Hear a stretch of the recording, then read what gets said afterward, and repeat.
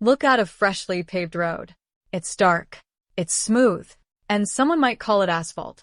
Someone else might call it blacktop. So which one is correct?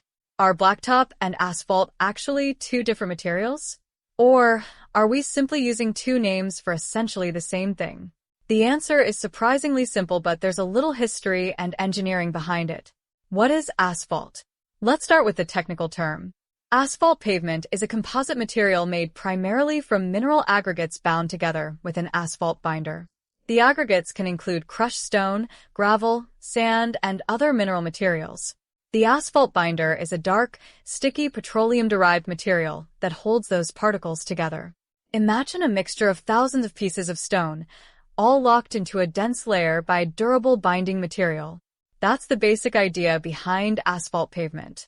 And there's an important distinction here. Asphalt itself can refer to the binder. But in everyday conversation, people often use asphalt to mean the entire paved material. That's where some of the confusion begins. So, what is blacktop? Now we get to the word blacktop.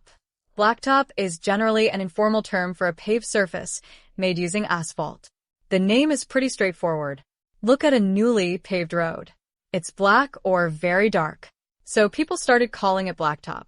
In everyday language, blacktop can refer to roads, driveways, parking lots, playground surfaces, and other paved areas. In most ordinary conversations, blacktop and asphalt pavement are referring to essentially the same type of surface. But the words don't have exactly the same technical history. Why does the color matter? The dark color comes largely from the asphalt binder. Fresh asphalt pavement can appear almost black.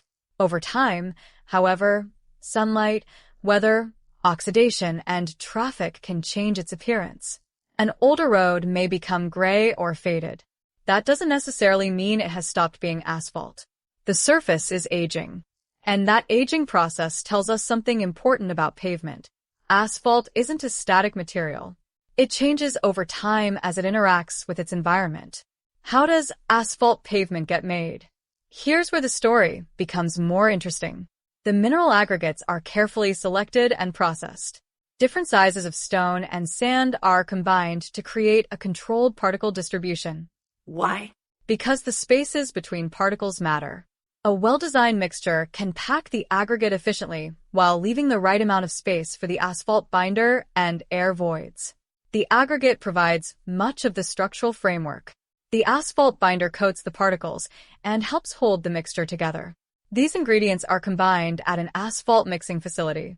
The mixture is then transported to the construction site while it is still workable. And now comes the part you've probably seen many times. The paving machine. From hot mix to road. A paving machine spreads the asphalt mixture across the prepared surface. Behind the machine, rollers compact the material. The heavy rollers press the mixture together, reducing unwanted air voids and creating a dense pavement layer. And this is a critical stage. A road isn't strong simply because asphalt has been poured onto the ground. The underlying layers matter enormously. Before asphalt is placed, the road foundation has to be prepared. That can include compacted soil, aggregate base, drainage systems, and other structural layers. Think of the pavement as a layered sandwich. The surface you see is only the top. Beneath it is the structure that helps distribute traffic loads. Why does the road need aggregate? Here's a common misconception. People sometimes imagine asphalt as a giant slab of black material. But a typical asphalt pavement mixture contains a large amount of aggregate. The stones provide strength and stability. The asphalt binder holds them together and provides flexibility and resistance to environmental effects. The balance between these components is carefully engineered. Too much binder can create problems. Too little can reduce durability. The aggregate properties matter too. So producing good asphalt pavement isn't simply about making something black and sticky. It's about designing a material with the right mechanical properties. Why does asphalt crack? Now think about an older road. You may see cracks, maybe potholes, maybe patches where repairs have been made. Why does this happen? Because pavement is constantly exposed to stress. Vehicles repeatedly load the surface. Temperature changes cause materials to expand and contract. Water can enter cracks and affect underlying layers. Freeze-thaw cycles can be especially damaging in cold climates. Sunlight and oxidation also change the asphalt binder over time. Eventually, small weaknesses can develop into larger pavement failures. That's why pavement maintenance matters. Blacktop or asphalt? Which term should you use?